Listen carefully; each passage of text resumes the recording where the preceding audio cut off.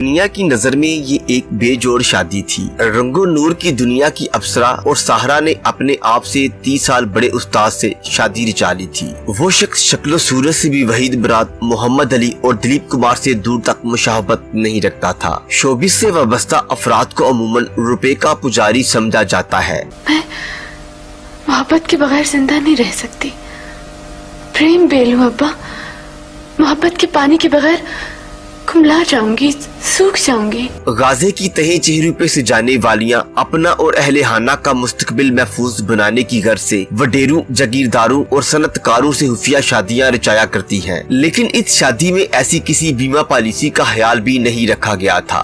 मैं रोने वाली लड़की नहीं हूँ, कभी कभी आंसू जबरदस्ती अपने बहने का जवाब पैदा कर लिया। उसने रेडियो लाहौर में उस्ताद को गाते सुना तो उसे ऐसा महसूस हुआ जैसे सब कुछ थम गया हो। उस्ताद के सुरों का जादू उस पर चल गया था। वो बेहुद हो गई। रात है तेरे सुरमैया चल की तरह। उसकी रूह और दिलो दिमाग इससे सवाल कर रहे थे, क्या कोई ऐसे भी गा सकता है? इज़्तिराब, ये लंबा सफर, ये तन्हाई, ये रात और ये जंगल, दुआ किए जाएं। उसने उसी लम्हे फैसला कर लिया कि वो सब कुछ छोड़ देगी। लाइमलाइट, स्टारडम और रुपए पैसे को ठुकराना आसान नहीं होता, लेकिन उसने सब कुछ छोड़कर उस्ताद से शादी की और गोशा निशीनी इख्तियार कर ली। बस ये ख्याल रखिएगा कि मैं 23 की होने वाली हूँ। उसे कम से कम मुझसे 10-15 साल जरूर बड़ा होना चाहिए।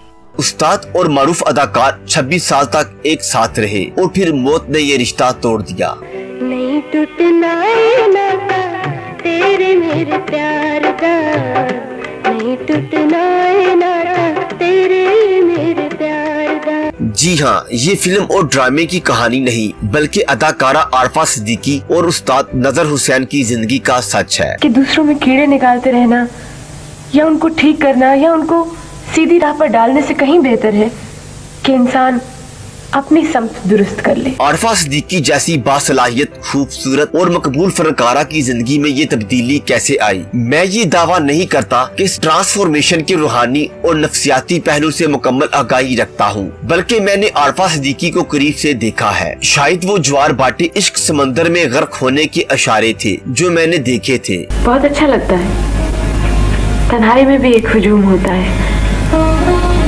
अपनी पसंद के सभी लोग जमा होते हैं। मुख्तलिफ टीवी ड्रामों में आरफा ने फरदौस जमाल, आबद अली और कवी खान जैसे मुस्तनद अदाकारों के सामने जानदार परफॉर्मेंस से अपने आप को मनवा लिया था। आरफा छोटी उम्र में एक ब्रांड बन चुकी थी। चीख चीख कर बताऊं कि गरीबों के साथ क्या गुजरती है और किस तरह ये सारे अपनी आंखें बंद कर लेते जैसे कुछ हुआ ही नहीं। आरफा जितनी उम्दा अदाकारा थी उतनी ही अच्छी गुलकारा भी थी।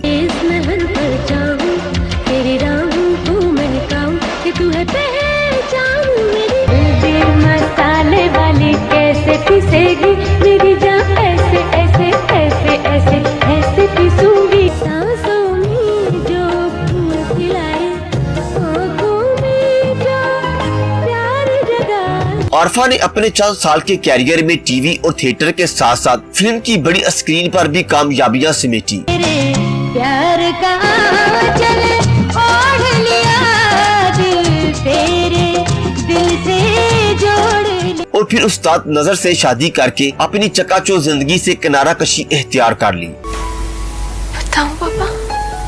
हाँ बताओ, टेल मी।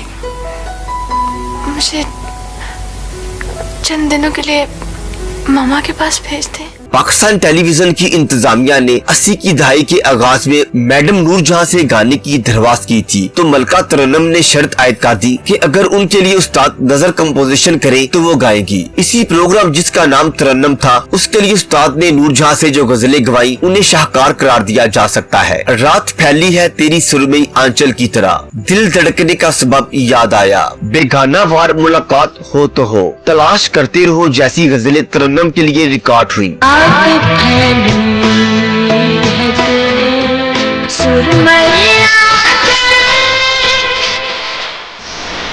महदी हसन और नूरजहां की तरह लता मंगेशकर और आशा भोसले जैसी गुलकाराएं भी उस्ताद नजर की कंपोजिशन गाने की ख्वाहिशमंद रही, मगर दोनों मुल्कों के माबैन सियासी, सकाफती और तजारती तल्लुकात आड़े आते थे। उस्ताद 82 साल की उम्र में फेफड़ों के सरतान के बायस इस दुनिया से रुखसत हुए। रात है तेरी सुरमैया चल की तरह। दुख और करब उसके नकूश का हिस्सा बन गए थे, लेकिन आंखों के आंसू खुश्क नहीं हुए थे। आरफा उस्ताद नजर के रंग में रंग गई है। टूटना है नाता तेरे मेरे प्यार का, नहीं टूटना है नाता तेरे मेरे प्यार का। आरफा ने जिस वक्त उस्ताद से शादी की वो अपने कैरियर का बूम एंजॉय कर रही थी। बॉलीवुड जैसे प्लेटफॉर्म पर भी उसके लिए रेड कारपेट बिछाए गए, लेकिन उसने सब कुछ छोड़ दिया।